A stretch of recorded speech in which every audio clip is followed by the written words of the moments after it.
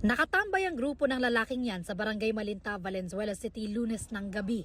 Maya-maya, dumating ang isa pang lalaki na nakainom ayon sa pulisya. Nilapitan niya ang lalaking nakasuot ng dilaw na sando. Siga ako dito. Siga ako dito. Siga ka. Siga ka. Siga ikaw. Siga ka. Hindi na nahagip sa video ang sumunod na pangyayari.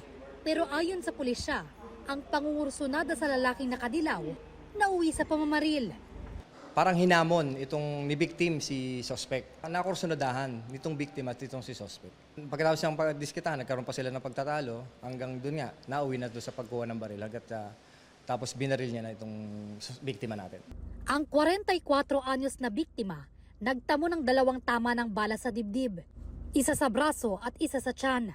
Agad siyang dinala sa ospital.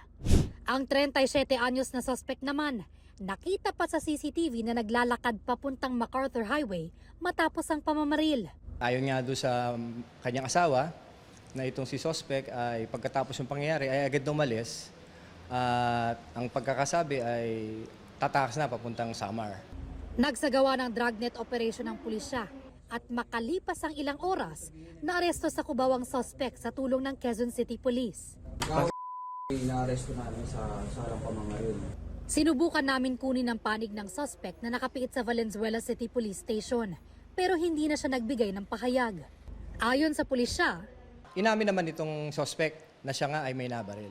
Kusa niya rin namang itinuro kung saan niya itinago yung kanyang baril na ginamit. Tinago niya sa loob ng bahay. Sa loob ng bahay nila, hindi lisensyado yung baril. At siya ay hindi rin lisensyado na mag-possess ng baril.